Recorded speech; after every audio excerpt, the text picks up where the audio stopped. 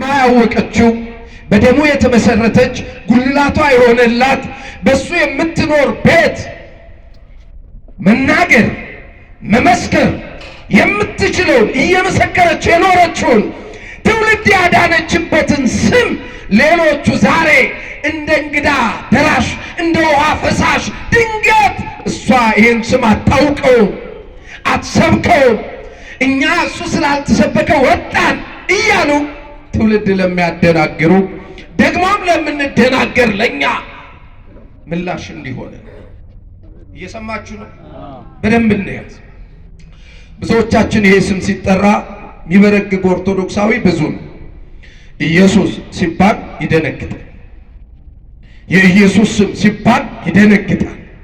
እንደው ቆይ እስቲ ልጠይቃችሁ፣ በኢየሱስ ስም ማለት ኦርቶዶክሳዊ ወይም መጽሐፍ ቅዱሳዊ ነው አይደለም? ምን ታምናላችሁ? ምን ታምናላችሁ? ንገር።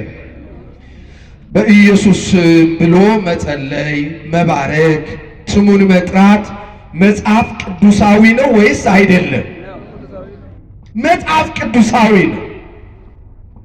ብዙዎች በዚህ ስም ጉዳይ ለዘመናት ሲከራከሩ፣ ብዙዎች ሲወድቁበት፣ ብዙዎች ደግሞ በዚህ ስም ወደ ትንሣኤ፣ ወደ ሕይወት፣ ወደ ክብር፣ ወደ ከፍታ ሲወጡበት አይተናል። ለዚህም ነው ስምዖን አረጋዊ እመቤታችን ልጇን ታቅፋ ወደ ቤተ መቅደስ በወሰደችው ጊዜ ከእጇ ተቀብሎ ሲባርክ እንዲህ አለ፣ ይህ ሕፃን ለብዙዎች ውድቀት ለብዙዎች ደግሞ መነሳት ነው አላት። ዓለም በክርስቶስ ኢየሱስ ዙሪያ በሁለት ጎራ ተከፍላ ነው የምትጋጨው። ዛሬም ያልገባቸው ሰዎች አሉ። ክርስቶስ ማንና ምን እንደሆነ ያልገባቸው፣ የአምላክነቱ ጉዳይ ያልተገለጠላቸው፣ ዓለማትን የማስገኘቱ ጉዳይ፣ ከሰማየ ሰማያት የመውረዱ ጉዳይ፣ የዓለም መድኃኒቱ የመሆኑ ጉዳይ ያልገባቸው ዛሬም ግራ ተጋብተው የሚኖሩ ሰዎች አሉ። የክርስቶስን እውነት ራሱ መንፈስ ቅዱስ ይግለጥላቸው፣ እሱን ወደ ማመን ያምጣልን። አሜን በሉ። ሌሎቹ ደግሞ ያመኑት መስሏቸው ግን በስሙ ወደ ብዙ ጥፋትና ውድቀት እየሄዱ ያሉ ብዙዎች አሉ። እነሱንም ወደ ትክክለኛው ክብር አይምሯቸውን ይመልስልን። አንዳንዶቻችን ደግሞ ባለማወቅ በእውነተኛይቱ መንገድ ሆነን ለዚህ ስም ክብርም እምነታችንም ዝቅ ያለ ብዙ አማኞች አለን።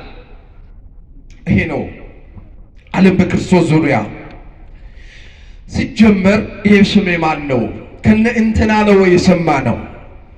በኢየሱስ ስም የሚለውን ጉዳይ ወይም ኢየሱስ የሚለውን ጉዳይ ከነ እንቶኔ ነው የሰማ ነው? ከነ ማን ነው የሰማ ነው? እኛ መጀመሪያ እስኪ ይህን ስም እንመርምር።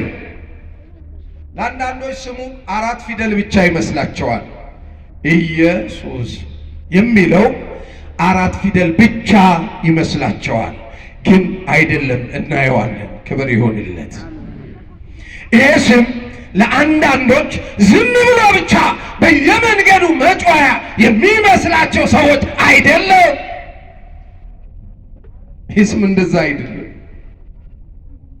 ይሄ ስም ቤተ ክርስቲያን መጀመሪያ በድንግል ማርያም በኩል ከገብርኤል መልአክ የሰማችው ስም ነው።